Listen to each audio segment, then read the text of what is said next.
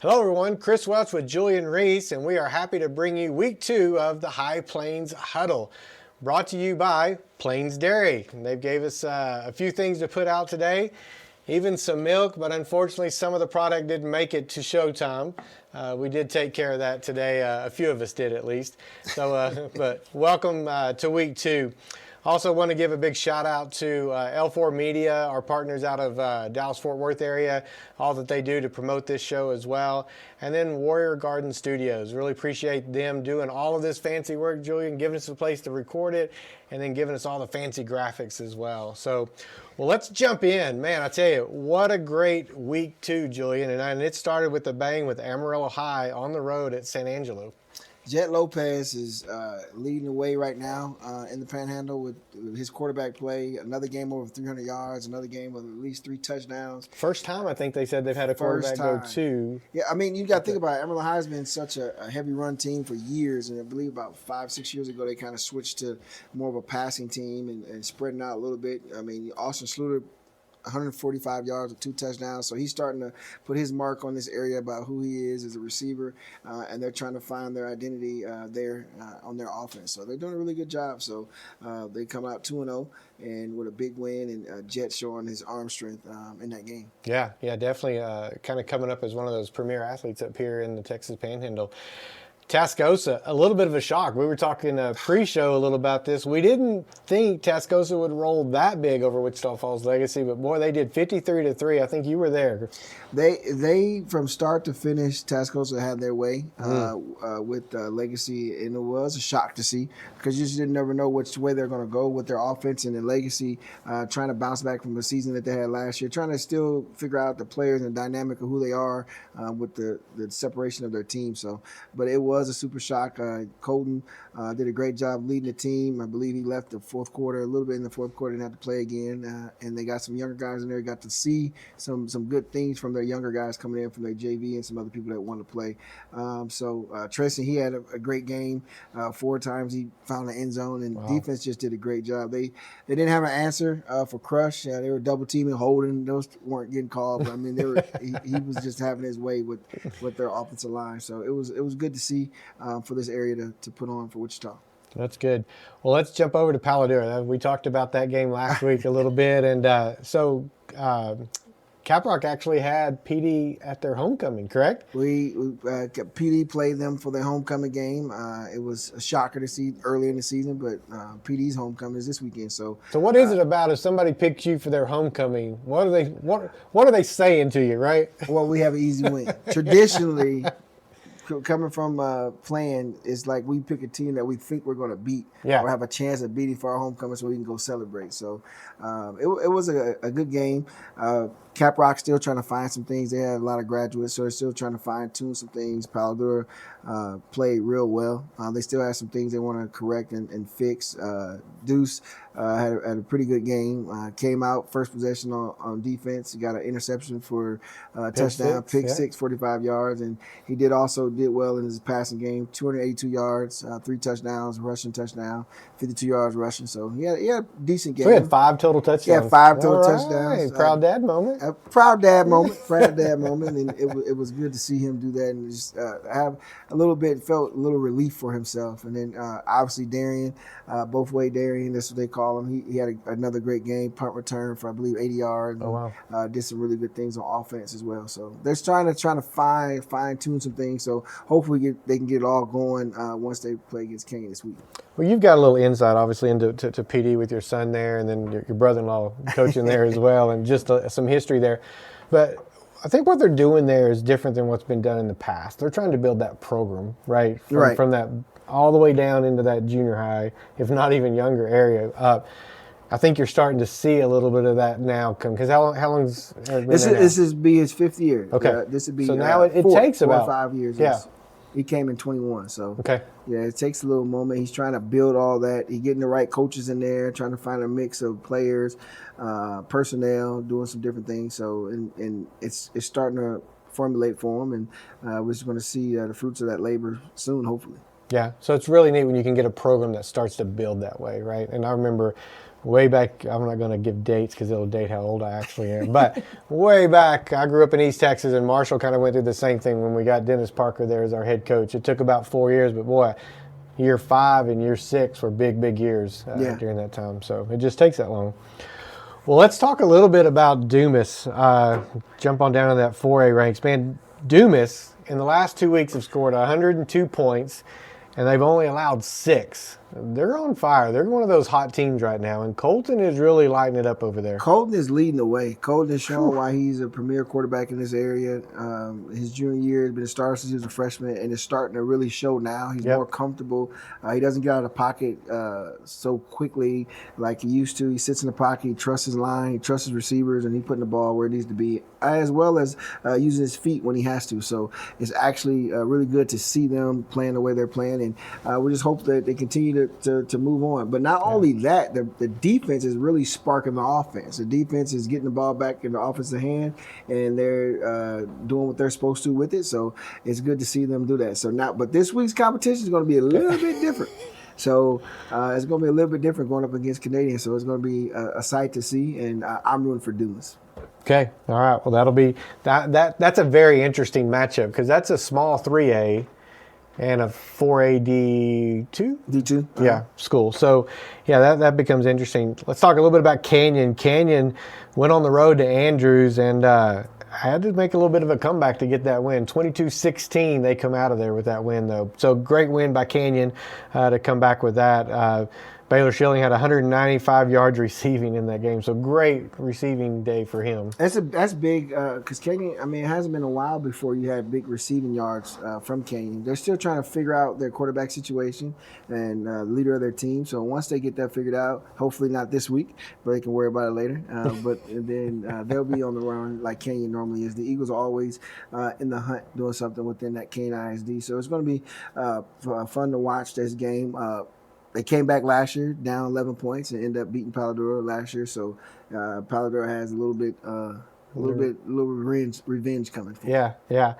So West Plains, who really, if you look at it, last time I saw they were number 2 by the early rankings. Salina's number 1. So showdown happening. So West Plains really getting a lot of state recognition. They're in their 4th year as a program, ranked number 2 in the state. Made a great run last year as well after the loss to Bushland, and they didn't lose again until the semifinals to Salina. So they dominated Clinton Horizon 58-0. Just a blinking. It was just it never stood a chance. Clinton Horizon never stood a chance in the game. Reed is on, I believe he's playing with a chip on his shoulder. Even though he's top ranked in this area, he still has not been respected as a quarterback, as a signal caller, and as a leader, and he's all of those things. They have a really good bond as a team with their players. They have a good relationship, and they're looking to make a real big mark this year. And they want to make sure that they let their presence be known. They're not going to try to just ease them away. They're going to try to blow everybody out, and they're going to show them why they should be number 1 and why they have a chance to win the state this year.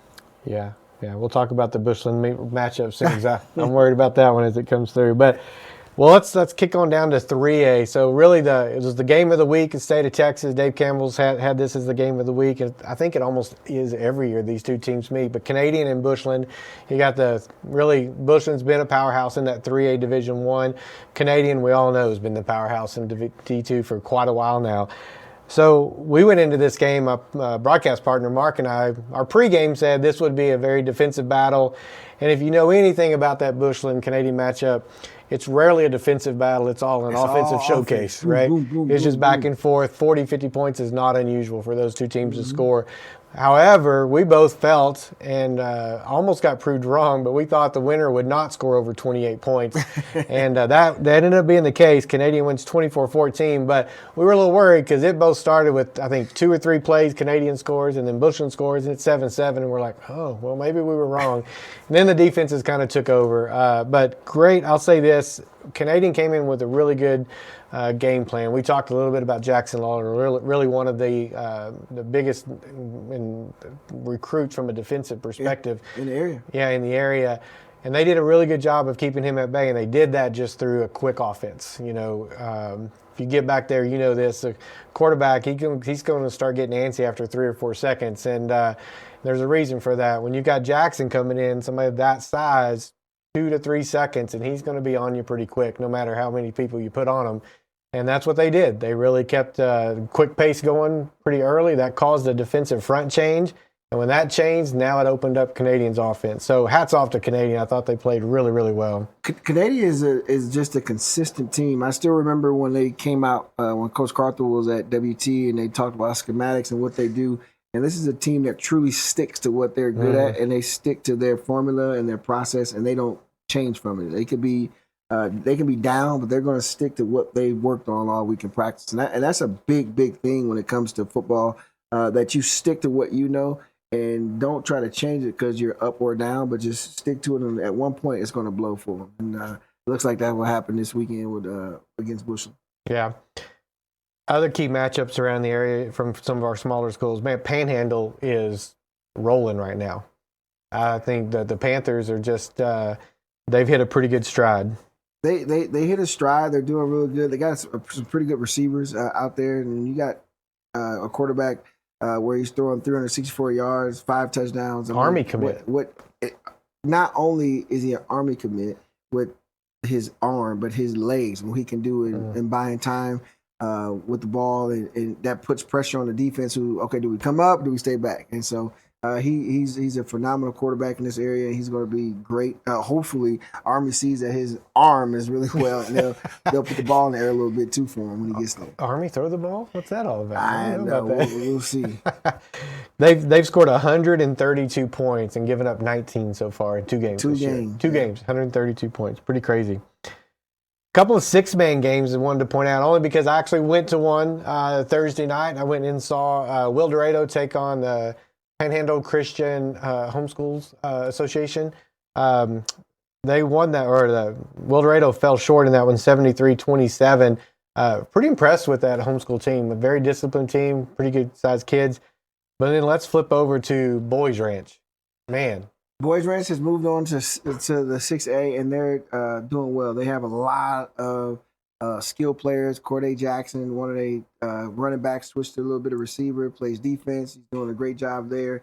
They're putting up points, put up 60 to 0 in that game. And when they get going and continue to do that, I think they're going to make a push for the state run as well with those athletes that they have. Because they have so many different athletes and different weapons on their team to be able to play in a game of 6-man football that is going to be pretty interesting to see them play. Well, we said this wasn't just about football. So we'll both step out of our comfort zone. I'll step out of my comfort zone a little bit. I have a great story to tell someday on the volleyball. But so years ago, Mark and I were asked to broadcast a volleyball game for Bushland. And we're like, yeah, we're football guys. And they go, no, you need to broadcast volleyball. And Mark goes, you want to broadcast volleyball? And I go, no, I don't want to broadcast volleyball. I said, tell you what, I'll run the camera. You take the lead, Mark. And they're giving signals, and Mark's like, what's that? And I go, I don't know. I think it's illegal procedure. He goes, no, they don't have that in volleyball. No, this is rotate. So it's quite the memorable first time that we ever did that. And I'll tell another funny story later time on Mark. But so in volleyball, you really got in the area this year, Bushland, Amarillo High, and West Plains. Mm-hmm. And Bushland and West Plains went at it this last week. West Plains took it 3-2. It did go to 5 games, but woo, that was a ball game for sure. Volleyball is a sport that you just got to continue to understand and know that these young ladies are out here hustling to be able to track down a ball, to be able to set a ball. I'm thinking they're carrying the ball, but it's called a lift. You got all kinds of different things that you're looking at, but they're playing really well. And like you said, you got Coach Burns. Once she switched over to Amarillo High, she really changed and propelled that team and that school back. I wouldn't say back. I would say over what the expectation was, and she's doing a great job there. You have a lot of different schools coming in.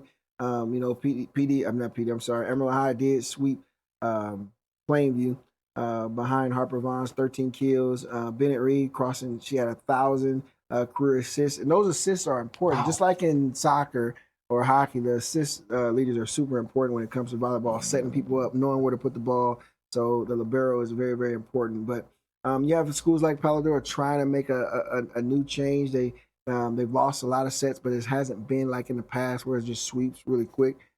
Coach Jeffrey's doing a good job with a young team. She has some freshmen playing varsity this year. My niece actually playing varsity. Her name is Emery Walker, Boss's daughter. Oh, Kendrick yeah. Boss Walker from the Amarillo Dusters and Venom days. His Okay. daughter is over there, trying to help change that program around as well. Well, good. Yeah. And volleyball, as we all know, if you're watching and you're from the Panhandle, you get it. Volleyball's big up here. And it's big. huge. That's just an understatement. Yeah. I mean, when you got teams, and I'll just use, Bushland as a good example, regularly go out and beat 5A, 6A teams 6A in the preseason and make a run at state. In fact, they've won state 3 out of the last 4 years, But again, you got such great competition up here, and those teams do well at state every single year, make that run. So definitely a big statement here. And then there's girls basketball, and we won't get into that yet, but that's huge. I never lived in a place where girls basketball. Yeah. So we'll get all that. So really, let's just talk about a few players. We highlighted some of them. Jet Lopez, Braxton Robinson over there at Panhandle, Deuce, your son, and then ZJ over at Dumas. Just Colton having a great year, I think. we were talking to somebody about just the year of 26 class and the 27 class where it comes to football, and just watching them when they were just in Little League, when they were coming up in TTYFL and Kids Inc., when they were coming through those both rankings, you saw the talent level of those kids then. So now they're all kind of catching up to each other, and you have 26, 27 playing with each other right behind. So it's just going to be great football all year this year, and I'm excited just to see that. So just the consistency of the quarterback play is going to be really important, and we're going to watch just great talent everywhere. You look at KJ Barnes, you have him. He's one of the most underrated players in this area. The kid had 174 solo tackles last year. That's crazy, and which is insane. And he fell off some of the list. Don't know how he didn't get on them, but 174 tackles at 5'10". He switched from running back to linebacker in 1 year and did that. He's still having a phenomenal season this year, starting off doing really well. He's already in double digits, so look out for that name, Kamaje Barnes, over at Palo Duro High School. Okay, good to know. Volleyball players, we already mentioned some of them. Harper Vaughn over there at Amarillo High, just having a great year. Kitchen at West Plains. Yeah, I think, what was it? We didn't mention her earlier, but she had 24 kills. 24 kills. That was crazy. So what a kill is she basically intimidating you at the net. So you jump, she's spiking, and she's getting it in. So that's very impressive. 24 is impressive. Yeah, but Kinsey Ward had 18 for West Plains as well. So just a great job there. And then you got Haley Parrott over at Lubbock Coronado as well, down there in Lubbock. She had 19, I believe, in her game. So yeah, just a lot going on. I wanted to touch a little bit on just some week 3 matchups that we'll get to talk on next week. There's some big games coming up. Amarillo High's at Midland. That's going to be a pretty darn good ball game. I'm taking Amarillo High by 10. Okay, you're taking Amarillo High. Pampa at Caprock. I'm taking Caprock. Okay, I'm going to take Pampa. We'll see. Tascosa at Lubbock Cooper. Tascosa. I'm going to take Tascosa as well. Plainview at Hereford. Yeah, I'll probably have to go Hereford. I almost went Plainview, but I have to go Hereford. Quarterback stud, baseball stud. He's a great player. They got a good combination. Him and his receiver are locked in right now. So I think Hereford will take him. Canyon at PD. Yeah, you got to take PD. Oh, we taking PD. Yeah. We're looking for Coach Snyder's defense to pitch another shutout. Okay, I'm good with that as well. Dumas at Canadian. I'm not taking either one. I'm taking Dumas. Colton I said pregame Dumas as well. Colton is playing he's playing at a high level, and with a confidence that you have to have to play that position. When you get looked over for height, size, stuff like that, but he's playing at a really good confidence level. But the defense is really what's carrying them, and they trust each other. And I think they have a team. Once you get that team atmosphere kind of locked in, that communication with all aspects of the team, it's hard to beat. So I would take. And when you get a third-year quarterback in there, as a junior, that makes a big difference. That 1 year makes a big difference. It does. Perryton at Randall. I don't know. I'm going with Sherwood. I trust in Sherwood, so I'm going with Randall. You gotta go with the area. I'll say Randall as well. I'll say Randall. West Plains at Lubbock Estacado. I think that's be one of their first competitions, but still, I trust in I'm Reed. West Plains. Yeah, I would agree with that. Bushland at Midland Christian. This is an interesting one. Midland Christian's pretty big. I kind of have to go with Bushland. I know who you going for. But it's going to be a good ball game, I think. I think Bushland's got to find some offense. That's the key. Bushland has to find offense. If they can find offense and they can control the pace of the game, Bushland will win it. But I would lean more towards Bushland because they're in the area. Yeah. I'm not going against the area. And then Panhandle at Dalhart. I'm going Panhandle. And I'm going Panhandle. So let's talk real quick. That's a 2A going against a 3A. It's a big step up. But boy, Panhandle just seems they've got it going on. Robinson plays like he's a 6A quarterback. So he controls the game. Again, that's another leader. He can do it both with his legs and with his arm. So I'm going Panhandle. Okay.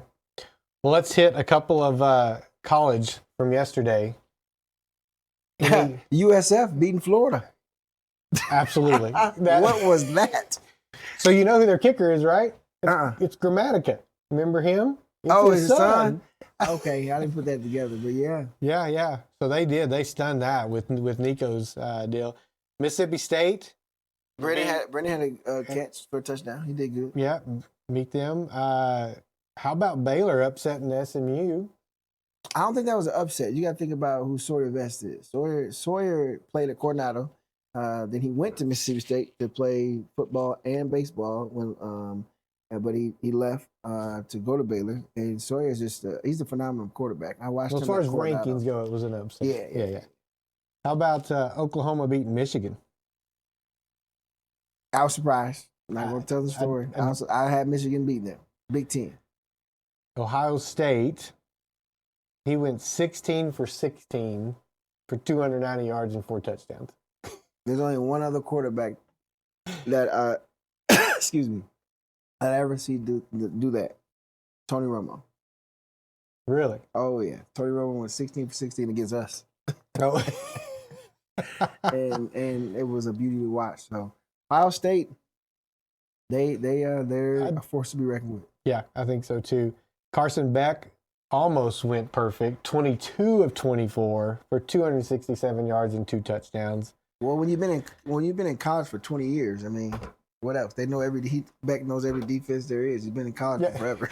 Was he 35? He's 35 years old playing against these kids. No, he's a great quarterback. He's a great leader. So to be able to do that at any stage is very, very impressive.